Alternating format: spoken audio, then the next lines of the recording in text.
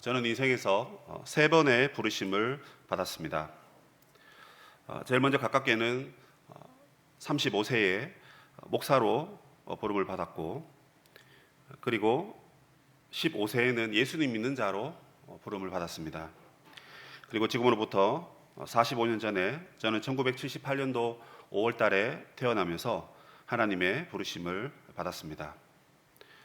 이것의 공통점은 소명이라 하는 것입니다. 많은 사람들이 소명에서 이제 사명으로 가야 된다, 그렇게 말씀들을 하시는데요.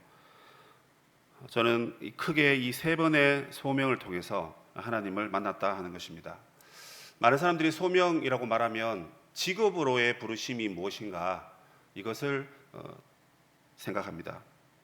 그러나 사실 직업으로 부름받기 이전에 가장 중요한 부르심은 하나님으로부터의 부르심인 것입니다. 신앙생활을 시작하면서 시간이 지나면 우리는 소명에 대해서 배우게 됩니다. 배우지 않더라도 신앙의 선배들이 어떻게 살고 있는가 하는 것을 보면서 직접 간접적으로 하나님의 부르심에 대한 가르침을 받게 되는 것입니다. 소명이란 무엇일까? 제가 이렇게 한번 정의해 보았습니다. 자격 없고 소망 없는 자를 불러 영광스러운 그의 나라와 왕의 왕이 되신 하나님을 모시고 섬기는 것이다. 물론 저도 누군가의 가르침을 받았을 것이고 누군가의 글을 참고해서 이런 표현을 했을 것 같은데요. 설교문을 작성하면서 내가 생각하는 소명이 뭔가 생각해 보니까 이런 문장이 나왔습니다. 하나님이 우리를 부르신다 하는 것이죠. 그러면 그 부르심에 대해서 우리 어떻게 반응해야 됩니까? 우리의 모든 것을 통틀어서 전인격적으로 그 하나님을 섬기는 삶을 살아야 된다 하는 것입니다. 그런데 문제는 오늘날 많은 사람들이 이 거룩한 소명의식을 잊은 채 살고 있다 하는 것입니다. 우리는 얼마 전에 우리나라의 수장 대통령을 우리의 손으로 선출했습니다. 막판까지 누가 이길까, 전세가 뒤집힐까 조마조마하면서 새벽 3시, 4시까지 개표 결과를 지켜보았습니다. 그 결과를 우리는 맞이했는데요. 국민들의 대변인이 되고 국민들의 섬김이가 되겠다 하는 지도자가 만약 거룩한 소명의식이 없다면 그 나라는 어디로 갈까요? 현재 지구 반대편에 일어나고 있는 이 전쟁 소식을 보면서 한 나라의 대통령은 어떻게 하든지 이 나라를 살리기 위해서 애를 쓰고, 한 나라의 대통령은 자기의 욕심을 채우기 위해서 민간인들을 죽이면서까지 전쟁을 계속해서 밀어붙이고 있는 이 상황을 볼 때 지도자의 거룩한 소명의식, 이것은 너무나 중요하다는 것을 우리는 간접적으로나마 듣고 깨닫고 있습니다. 만약 학교의 교사들이 그리고 대학교의 교수들이 학자로서의 소명이 없다면 진리가 왜곡되겠죠. 진리의 상아탑이 하루아침에 무너질 것입니다. 연구 결과를 다르게 보고하고 있지도 않은 사실을 있는 채 그렇게 말한다면 아마 학계에도 혼란을 겪을 것입니다. 진리와 지식의 가치를 왜곡시키는 그러한 교사들 때문에 많은 사람들은 참된 지식을 깨닫지 못할 것입니다. 그런데 더 큰 문제가 있습니다. 그것이 무엇입니까? 바로 심지어 종교인이라고 하는 이 수도사들, 그리고 목사들조차 돈과 명예와 성적 쾌락에 빠져서 하나님의 말씀을 전하지 못하고 또 그 종교가 원하는 방향과 길을 제시하지 못한다면 여러분, 그 종교인의 소명의식도 역시나 잘못된 것이라고 볼 수 있습니다. 저희 집에 아이들이 셋 있는데 첫째 아이가 벌써 중학교 2학년이 되었습니다. 작년까지만 해도 제가 아래로 이렇게 쳐다봤는데 이제는 이렇게 약간 위로 쳐다봐야 될 정도로 애가 많이 컸어요. 그럼 이제 하나님의 부르심이 뭔가 하는 것을 깨달았지 않았을까 해서 이렇게 질문을 해봤습니다. 정민아, 하나님의 부르심이 무엇인지 너 깨달았니? 이렇게 물었습니다. 아직 발견하지 못했던 것 같더라고요. 노래도 잘하고 기타 등등 자녀들이 다 그렇게 어느 정도 소질이 있지 않습니까? 그런데 하나님이 나를 무엇으로 불렀는지에 대해서 모르고 있는 것 같더라고요. 돌아보니까 30년 전에 저도 그랬던 것 같습니다. 정확하게 30년 전에 저도 그냥 철없이 살았어요. 지금 아이들이 오히려 더 성숙합니다. 과거 우리의 삶을 돌아보면 부르심은커녕 그냥 그날 등 따시고 배부르면 행복한 삶을 살아갔던 거죠. 그러니 이 아들에게 저는 이 소명이라는 것이 그러니까 직업으로의 소명이 아니라 직업으로의 부르심이 아니라 하나님이 너를 불렀다 하는 그 사실을 가르쳐주고 싶었습니다. 도와주고 싶었어요. 그래서 함께 고민하고 함께 하나님의 부르심이 뭔가 하는 것을 찾아가는, 나는 그렇게 살지 못했으니까 적어도 내 아들만큼이라도 하나님의 부르심을 명확하게 인식하고 살아가는, 그러면 그 뒤로는 네가 무엇을 하든지 아무 상관이 없다.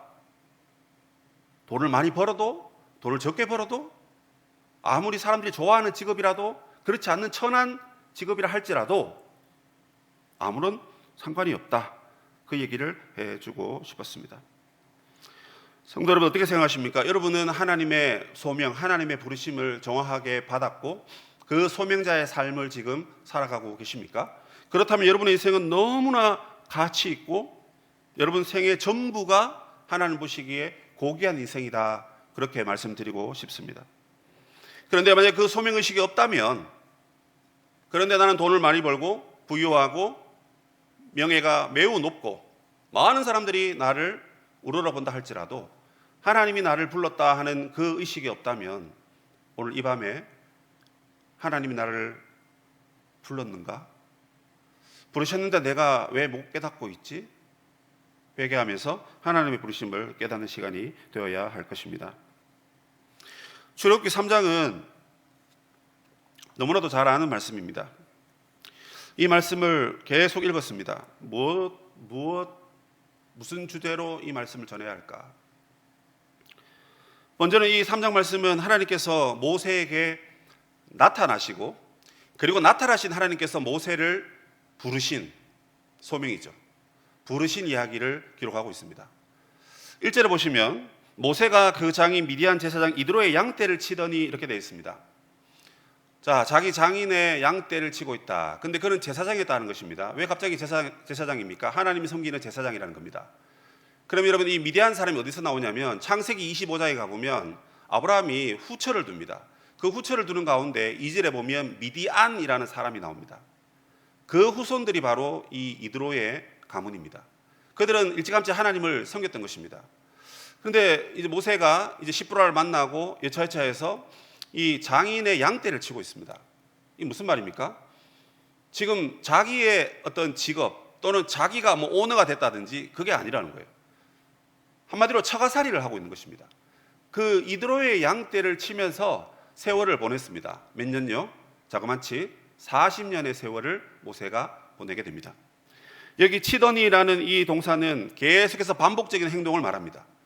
그러니까 처갓집에 놀러 갔는데 장인들은 힘드시니까 내가 이틀 동안 3일 동안 그 기간 동안 처갓집에 간 그 기간 동안 잠시 동안 그 양떼를 치는 게 아니란 말입니다.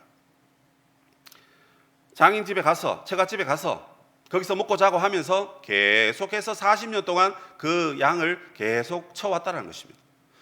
그런데 여러분, 이 모세의 과거의 우리의 삶을 잘 알지 않습니까? 모세는 과거에 이집트의 왕자였습니다. 이집트의 이제 제2의 권력을 가지고 앞으로 그 나라를 다스릴 수 있는 그런 어떤 위치, 그런 어떤 권한이 있었던 사람입니다. 그러나 그의 잘못된 열심 때문에 동족인 히브리인들에게 고발을 당하고 그래서 미디안 광야로 도망을 갔습니다. 그리고 40년 동안 사실상 이게 숨어 지냈다라고 해도 틀린 말이 아니에요. 한때는 한 나라의 권력자고 앞으로의 이집트의 미래를 책임질 그런 유능한 지도자였습니다. 많은 교육을 받고 그리고 믿음도 있었습니다. 그런데 그의 잘못된 판단과 실수로 이렇게 도망와서 40년 동안 양떼를 치고 있다. 참 비참하고 어떻게 보면 너무나 이렇게 허송세월을 보는 게 아닌가, 그런 생각을 해보게 됩니다. 그 양떼를 치더니 광야 서쪽으로 인도하여 하나님의 산 호렙에 이르렀다, 그렇게 되어 있습니다. 여기에는 사람들이 주로 살지 않는 아주 외진 곳입니다. 양떼를 먹이다 보니까 이제 꼴을 찾고 찾아서 인적이 드문 곳에 더 멀리 해서 하나님의 산 호렙에 이르게 된 것입니다. 그런데 그 산에 이르렀을 때 여호와의 사자가 떨기나무 가운데로부터 나오는 불꽃 안에서 그에게 나타나시니라. 이 표현이 좀 어렵죠? 자세히 들여다보면 여호와의 사자가 불꽃 안에서 그에게 나타났다. 그런데 그 불꽃이 어디에 있냐면 떨기나무 가운데에 있었다. 이렇게 되어 있습니다. 쉽게 말해서 불꽃이 활활 타오르고 있는데 이 떨기나무 끝에 또는 가운데에 붙어서 나무를 타지는 아니하고 그냥 불만 활활 지피고 있는 것을 모세가 보게 됩니다. 모세는 이 광경을 너무 신기해합니다. 그래서 내가 이 큰 광경을 보리라 하면서 더 가까이 다가갑니다. 그런데 나무에 불이 붙었는데 이 불이 사라지지 않았다라고 말합니다. 신기한 거죠. 이런 광경을 본 적이 없습니다. 여기 나온 떨기나무는 여러분 아카시아 계통의 가시덤불입니다. 그러니까 여러분 이게 가시덤불이니까 뭐 물기가 없고 그러면 건조하지 않습니까? 그러면 우리 집단을 한번 태워보시면 그냥 불이 확 붙어버리잖아요. 뭐 휴지 조각만 해도 라이터로 불을 한번 착 붙이면 그냥 이렇게 확 타지 않습니까? 기름을 뿌리지도 않았는데 확 타는 느낌이 나요. 근데 이 가시떨기, 이 가시덤불 나물도 그렇게 여러분 만약에 불이 붙는다면 사라지고 태워지는 것이 지극히 정상적입니다. 그런데 그게 불타지 않으니까 모세가 가서 그 광경을 지켜보려고 몸을 돌이켜서 그곳에 갑니다. 그러자 하나님께서 부르십니다. 다급히 부르세요. 모세야, 모세야. 왜 다급히 부르십니까? 하나님께서 그곳에 임하셨기 때문에 그곳은 거룩한 곳입니다. 그런데 그 거룩한 곳에서 신을 신고 있다는 것은 고대 사회에서는 불경건한 행동으로 판단합니다. 그러니까 이 호렙산이 원래 거룩한 곳이 아니라 여호와의 사자가 하나님께서 거기에 임하셨기 때문에 지금 거기는 거룩한 곳이라는 것입니다. 하나님을 만났고 하나님을 보았습니다. 하나님의 임재를 지금 경험하고 있어요. 그런데 죄인인 모세가 신을 벗지 않고 그대로 있다면 그것은 하나님께 벌받을 만한 일입니다. 그래서 급히 부르고 신을 벗어라 그렇게 말씀합니다. 그런데 여러분 모세가 이 광경을 보면서 불이 떨기나무를 태우지 않는 이 상황을 어떻게 이해를 했을까요? 이미 이 말씀을 많이 들었고 또 많이 읽으셨기 때문에 그 정도는 뭐 나도 이야기할 수 있겠다 아마 그렇게 판단하실 것입니다. 네, 맞습니다. 떨기나무는 이스라엘을 뜻하죠. 그리고 불꽃은 하나님입니다. 성경에 보면 주로 불꽃을 하나님의 강렬함 또는 하나님의 진노라고 얘기합니다. 그래서 히브리서 12장에 가보면 여호와는 소멸하는 불이시다. 질투하는 하나님이라고 말하면서 소멸시키시는 불같은 분이시다. 그렇게 얘기합니다. 그러니까 불이 모든 것을 태워버리니까 소멸하고 진노하신 하나님이다. 보통 그렇게 되어 있어요.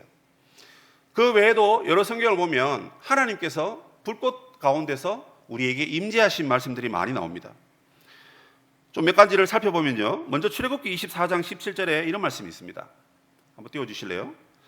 산 위에 여호와의 영광이 이스라엘 자손의 눈에 맹렬한 불같이 보였고 이렇게 되어 있습니다. 무슨 말입니까? 여호와의 영광이 불같이 임했다는 것입니다.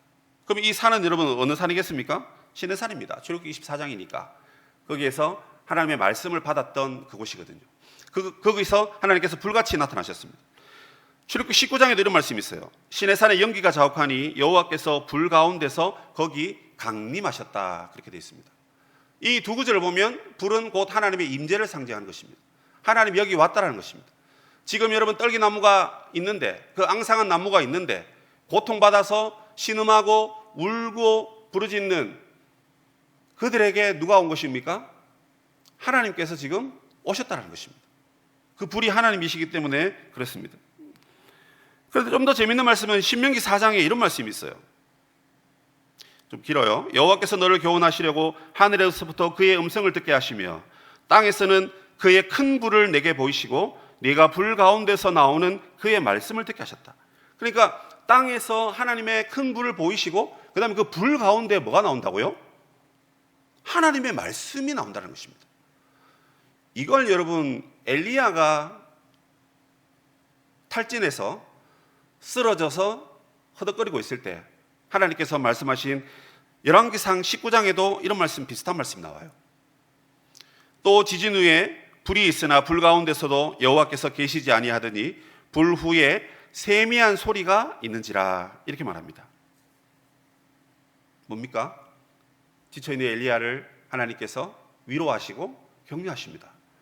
자, 여러분, 이 말씀을 한 4군데 5군데 읽어보니까 여기 떨기나무에 붙은 이 불은 하나님께서 바싹 태워버리고 소멸시키고 멸망시키고 진노하시는 그런 불이 아닌 것 같아요. 일단 이 불이 하나님이시니까 하나님 거기 지금 오셨다는 것입니다. 그걸 보고 있는 모세의 눈앞에도 오셨지만 떨기나무가 가리키는 이스라엘의 고통의 현장에 하나님께서 지금 오셨다는 것입니다. 오늘 본문에 여러분 읽지는 않았지만 2장에 보면 고된 노동으로 말미암아 부르짖는 소리가 하나님께 상달되었습니다. 그래서 하나님께서 그들의 고통을 들으셨다고 하고요. 그리고 기억하사 돌보시고 하나님이 그들을 기억했다라고 얘기합니다. 그래서 지금 어떻게 해요? 이스라엘 백성들을 출애굽하고 젖과 꿀이 흐르는 가나안 땅으로 데리고 가기 위해서 하나님께서 지금 모세를 부르고 계시는 것입니다. 그런데 모세에게 하나님이 자기를 지금 처음 나타내시는 거예요. 하나님이 자기를 처음 나타내시고 처음 하나님이 내가 누구냐 하는 것을 말씀하십니다. 그 중에 지금 제가 설명하고 있는 것은 하나님이 처음 나타나셨을 때 불꽃으로 나타나셨다는 것입니다. 그런데 이 불꽃은 태워버리고 소멸하는 불꽃이 아니라 내가 너와 함께하고 내가 너의 고통을 알고 있고 내가 너의 고통으로부터 너를 구원하기 위해서 내가 너에게로 지금 내려왔다. 그래서 칼빈은 이 여호와의 사자를 성육신 하기 전에 이 땅에 임하신 예수 그리스도로 해석을 하고 있기도 합니다. 다니엘서 3장 27절에 이런 말씀이 있어요. 다니엘의 세 친구가 이제 뜨거운 풀무불에 들어가서 죽게 되었습니다. 그런데 여러분 보세요. 방백과 수령과 도백과 왕의 모사들이 모여 이 사람들이 이제 어떻게 불타 죽는가 하는 것을 보려고 왔습니다. 그런데 불이 능히 그 몸을 해하지 못하고 머리털도 거슬리지 아니하였고 겉옷도 어떻게 해요? 변하지 않았습니다. 이 불이 지나가면 옷이 걸리죠. 타죠. 그런데도 전혀 변화가 없었습니다. 불탄 냄새도 전혀 생기지 않았습니다. 그럼 이 불은 어떤 불입니까? 우리를 지키시고 보호하시는 불인 것입니다. 그러니까 불 가운데 있는 그들을 하나님께서 지키셨어요. 그런데 그 불이신 하나님께서 지금 떨기에 붙어가지고 안 태워버리는 거잖아요. 지금 나무를 태워버리고 나무를 없애버렸다면 하나님의 진노의 하나님이 맞는데 그게 아니라는 것입니다. 그냥 딱 붙어 계시는 거예요.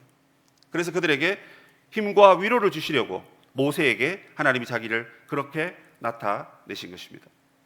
이 외에도 성경은 여러분 하나님을 타는 횃불이라든지 여러분 잘 아시는 불기둥이라든지 여러 가지로 해석을 하고 말씀을 합니다.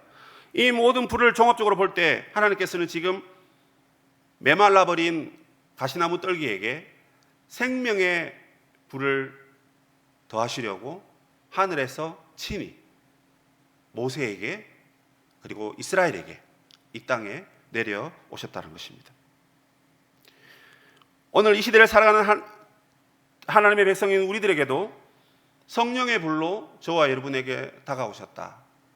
그렇다면 여러분 우리가 이해가 쉽겠죠? 이것을 하나님께서 보여주시는 이유가 뭔가요?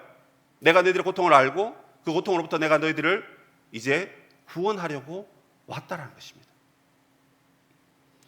그러니까 여러분 우리는 이 하나님의 불꽃이 우리에게 임하기를 간절히 사모해야 되는 것입니다. 하나님의 불을 받아서 그 불이 전해주는 하나님의 보호와 하나님의 능력을 덧입고 하나님의 뜻 안에서 살아가는 저와 여러분의 삶이 되어야 하는 것입니다. 하나님께서 자신을 불로 보이시고 난 다음에 이런 말씀을 주십니다.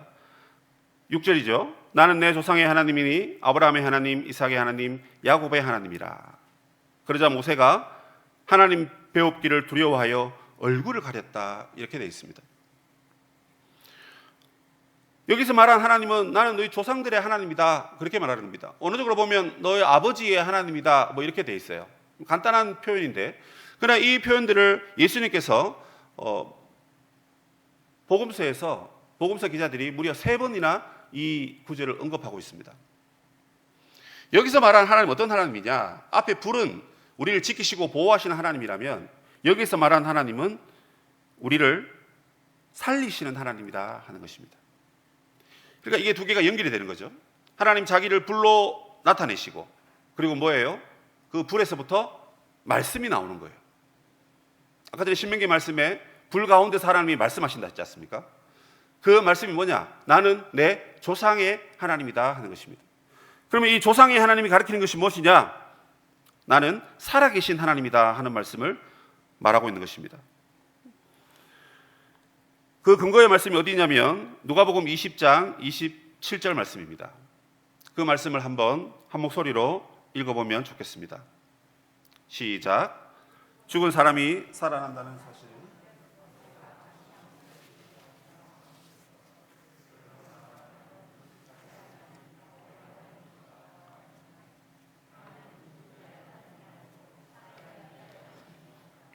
하나님에게는 모든 사람이 살아 있느니라. 아멘. 자, 이 말씀은 어떤 말씀이냐면 바리새인과 사두개인들이 서로 논쟁을 했습니다.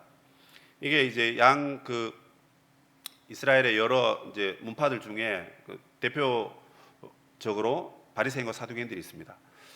자, 그런데 이제 이 바리새인들은 부활을 믿고 사두개인들은 부활을 믿지 않아요. 그러니까 여러분 이제 질문을 이제 애매하게 던지는 겁니다.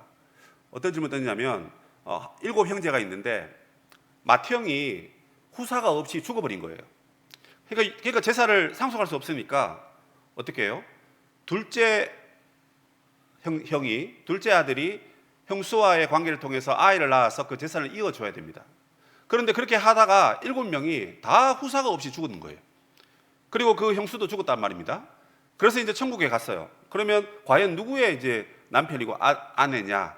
그 얘기를 하는 것입니다. 그러면서 예수님께서 이 말씀을 통해서 하나님은 아브라함과 이삭과 야곱의 하나님이다 하는 것을 가시나무 떨기 이야기가 나온 글에서 말했지 않느냐. 무슨 말이냐면 하나님은 모든 살아있는 자의 하나님이다. 그러니까 거기서 죽었다고 말하지만 사실 천국 가서 하나님 살아계시는데 그 살아계신 하나님과 함께 있는 아브라함은 살았고 함께 있는 이삭도 살아있고 함께 있는 야곱도 다 살아있다는 것입니다. 그래서 하나님께 속한 자들은 모두 다 죽은 것이 아니라 사실은 죽음이란 관문을 통해서 하나님께 가서 영원한 생명과 복락을 누리는 산자의 삶을 살고 있다, 그 얘기를 하는 것입니다. 구약 성경에서 옆에 관주 성경을 보시면 이 마가복음, 마태복음, 누가복음에서 이 말씀을 연결시켜 놓고 있습니다. 그러면 이 말씀을 통해서 우리에게 말하고자 하는 것이 무엇입니까? 나는 내 조상의 하나님이다 하는 것은 무엇이냐면 모세는 지금 하나님을 만났지만 하나님은 모세의 선조인 아브라함과 이삭과 야곱을 예전부터 만나오셨고 지금도 하나님은 살아서 모세를 만나고 있죠. 그죠? 그럼 모세 이전의 조상들은 여러분 사실 다 죽었다 하는 것이 맞는 말입니다. 그러나 죽지 않고 어떻게 해요? 하나님 나라에서 살아있다는 말입니다. 그래서 너희 조상들이 죽었지만 죽은 것이 아니라는 거예요. 다 천국에 살아있다는 것입니다. 그런데 이제 내가 죽어가는 너희들을 살리기 위해서 하늘에서 이 땅에 내려와 불꽃으로 나타났고 내가 너에게 너희 조상들의 하나님이다라고 하나님께서 지금 그렇게 말씀하시는 것입니다. 그래서 결론이 무엇입니까? 나는 너희들을 보호하는 하나님이고 그리고 나는 너희들을 살리는 하나님이라 하는 것입니다. 모세가 받은 하나님의 계시는 이 두 가지입니다. 모세가 하나님을 처음 만났을 때 하나님이 우리를 고통 가운데서 보호하시려고 오셨구나. 하나님이 우리를 고통 가운데서 이제 살리시려고 우리에게 오셨구나. 자, 그럼 모세는 여러분 어떻게 응답을 해야 됩니까? 예, 하나님 알겠습니다. 제가 순종하겠습니다. 하나님이 하실 그 일을 제가 감당하겠습니다. 그렇게 하고 가야 하겠죠. 그것을 스데반이 사도행전 설교에서 이렇게 말합니다. 사도행전 7장 35절을 한번 보시면 그들의 말이 누가 너를 관리와 재판장으로 세웠느냐 하며 거절하던 그 모세를, 그러니까 모세가 자기의 특별한 열심 때문에 사람들을 쳐 죽이고 모래에 감추고 했던 그 사건을 말하는 겁니다. 그래서 너는 지도자가 될 수 없어. 사람들이 그렇게 말한 것입니다. 히브리 사람들이 그렇게 말했습니다. 그런데 그 모세를 누가 불렀냐면 하나님은 가시나무 떨기 가운데서 보이던 천사의 손으로 관리와 속량하는 자로 보내셨다, 이렇게 말합니다. 야, 여러분 너무 놀랍지 않습니까? 우리가 생각할 때, 야, 난 이런 걸 갖추었고 이런 교육을 받았으니까 나는 이제 지도자로 가도 돼, 이런 생각을 했는데 그게 아니었던 것입니다. 그러나 하나님의 때가 참에 하나님이 가시나무 뜰기 가운데서 천사의 손을 빌려서 모세를 부르셨는데, 자기를 불꽃으로 그리고 자기를 조상의 하나님으로 보이시면서 궁극적으로 모세에게 무엇을 말씀하십니까? 관리와 속량하는 자로 보냈다, 이렇게 되어 있습니다. 이게 여러분 세 번역에 이렇게 나옵니다. 지도자와 해방자로 보냈다라는 것입니다. 자, 말씀을 여러분 정리해 보겠습니다. 모세가 부름받은 것은 무엇과 무엇이라고요? 지도자와 해방자입니다. 그럼 무엇을 위한 지도자와 해방자입니까? 왜 지금 애굽에서 여러분 건져내 가지고 구속해서 속량했다는 건 뭐냐면, 나는 노예인데 누군가가 나 대신 내 몸값을 치러줬기 때문에 나는 노예가 아니라 나는 이제 자유인이 되었다는 것입니다. 그런데 그 일을 위해 모세를 부르셨어요. 그리고 예수님을 보내셔서 저와 여러분을 구원했죠. 예수 안에 있는 저와 여러분이 이제 이 지도자와 해방자의 지도력을 행사하며 살아야 되는 것입니다. 무엇을 위해서? 지금 수요일날 여러분 계속 이렇게 연결해서 가고 있는데, 오늘 뭐 그 책에 있는 내용과 뭐 아주 좀 많이 다르게 하고 있어요. 저는 지금 그거는 읽어보면 다 아실 것 같아서 다른 얘기를 하고 있습니다. 무엇을 위한 지도자와 속량자입니까, 여러분? 우리가 이 책 제목이 뭐예요, 여러분? 킹덤 스토리. 지금 벌써 3개월째 하고 있는데, 여러분 킹덤 책 어디 다 갖다 버리셨죠 벌써? 책이 막 교회에 막 널브러져 있는 것 좀 보는데, 주인 찾아가십시오. 킹덤 스토리입니다.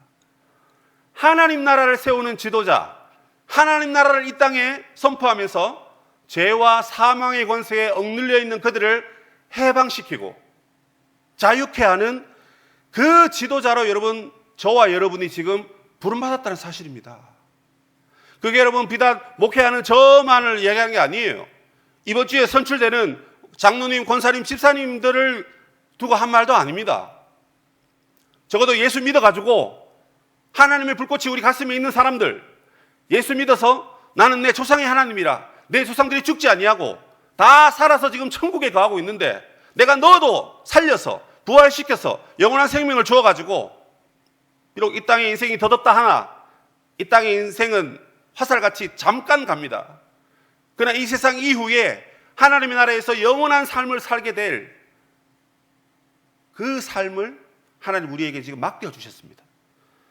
그래서 내 힘으로 하려고 할 때는 안 되었었는데, 하나님께서 가시나무 떨기 가운데서 천사의 손을 빌려가지고 모세를 불렀는데, 내가 너를 지도자와 해방자로 세우겠다. 여러분 가정의 영적 지도자로서의 삶을 지금 살고 계십니까? 여러분 직장의 영적 지도자로서 죽어가는 영혼들을 천국으로 이끄는 여러분 그 복음 전파의 삶을 살고 계세요? 여러분 해방자입니까? 무슨 말입니까? 죄와 사망의 권세에 억눌려 있는 그들에게 화해의 손을 내비치고 사랑과 소망의 손을 내뻗어서 내 손을 잡고 함께 하나님 나라로 들어가자, 하나님께 저 천국의 삶을 살아가자. 여러분 그렇게 억눌려 있는 자들을 자유케 하는 그런 불꽃 같은 사역자의 삶을 저와 여러분이 살아야 하는 것입니다. 여러분 어떻습니까? 너무 거창합니까? 아닙니다, 여러분. 여러분이 싫어하고 거절해도 우리는 다 하나님 나라의 백성으로 부름받았습니다. 뭐 모세만 위대한 사람입니까? 아닙니다, 여러분. 예수 그리스도의 생명이 우리에게 있기 때문에, 하나님의 불꽃이 우리의 심령 가운데 있기 때문에 저와 여러분이 한 마음으로 하나님 나라를 위해서 여러분 이렇게 살아가야 하는 것입니다. 여러분 지도자가 되십시오. 이제 집사님 내일 뭐 일 있는데 좀 도와주십시오 하면 내 일을 좀 내려놓더라도, 아 이거 하나님 부르는 일인가 보다 하고 그냥 예 알겠습니다 하고 같이 하면 좋겠습니다. 아니, 더 나아가서 아니 목사님 지금 이거 해야 되지 않습니까? 하고 오히려 지도력을 발휘해 주세요. 누가 지도자인데요? 우리 모두가 지도자인데요. 서로가 서로를 지도해주고 서로가 서로를 이끌어주는 그런 리더십으로 우리가 킹덤 스토리를 이 땅 가운데 세워가야지 여러분 않겠습니까? 그냥 가만히 뒷짐지고 있으면 됩니까? 이렇게 누군가 이끌어주겠지. 한번 이끌어 보십시오. 얼마나 힘든지. 근데 이끌어 본 사람들은 이끈 사람의 마음을 알기 때문에 말없이 가서 도와줄 수 있습니다. 그렇잖아요. 우리 주위에 억눌려 있는 수많은 사람들을 여러분 해방시켜주는 이 일이 얼마나 복되고 귀한 일입니까? 먼저는 여러분 복음을 전해서 예수 믿게 하는 것이 그 영혼을 해방시키는 것입니다. 그들이 이 땅을 행복하게 살 수 있도록 우리의 것을 나누고 우리의 행복을 나누고 우리의 기쁨을 서로 공유한다면 그것도 여러분 우리가 지도자로서 또 해방자로서의 역할을 감당할 수가 있는 것입니다. 사랑하는 우리 성도 여러분, 하나님께서는 왜 자신의 구원 사역을 위해서 이런 부족한 사람들을 이끄는지 모르겠습니다. 그냥 하나님이 다 하시면 되는데 왜 하나님이 우리를 이렇게 사용하시고 인도하시는지 사실 잘 모르겠어요. 그렇지만 여러분 이것이 하나님의 방법이라는 것입니다. 이번 주에도 여러분 우리는 장로와 권사와 집사를 선출합니다.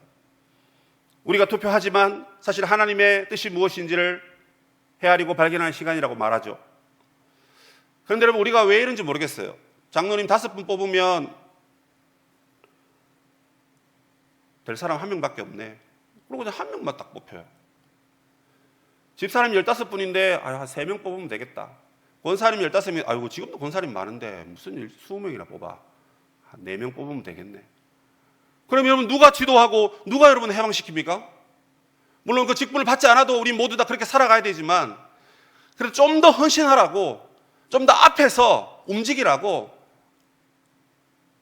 사실 여러분 제일 농땡이 패고 어쩌면 제일 볼품없는 사람을 그 자리에 뽑는지도 모릅니다. 그래서 제일 못난 제가 지금 여기에서 하나님 말씀 전하고 있지 않습니까? 누구보다도 더 못났다라고 저는 그렇게 생각하거든요. 그래서 하나님이 너 사역자 해라 안 되겠다. 그냥 놔두면 너 진짜 천국도 못 가겠다. 그러니까 너 사역자 해서 그래도 기도하고 그래도 말씀 전하면서 너 똑바로 정신 차리면서 살아라. 하나님 그렇게 저를 부르신 것 같아요. 그런 믿음이 있어요 저는. 여러분 정말 그렇습니다.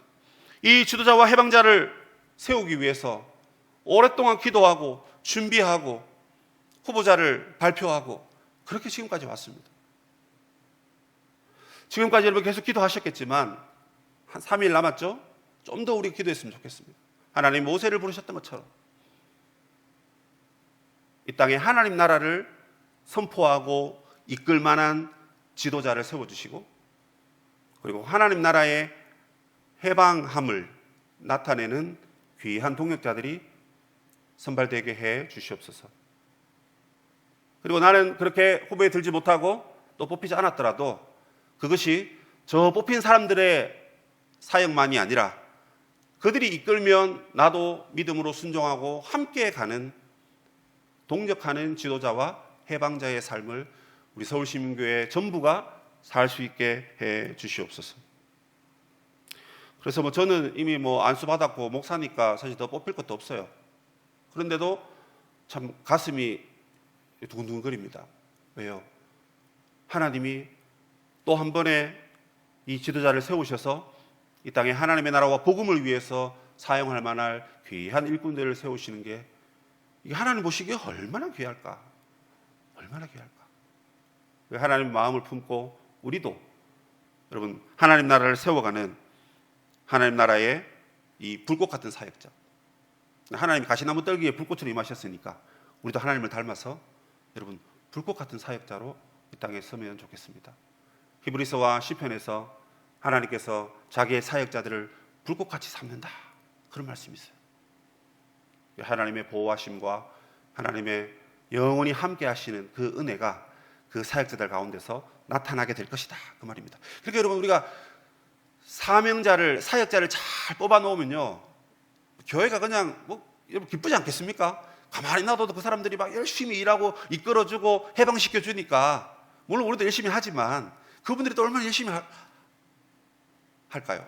그 열심히 하는 걸 보면서 우리도 덩달아 힘이 나고, 그래서 하나님 기뻐하시는 하나님의 나라를 여러분 진짜 세워가는 겁니다. 이 하나님 나라를 여러분 우리 교회만 잘 경영하면 된다, 그 말이 아니잖아요.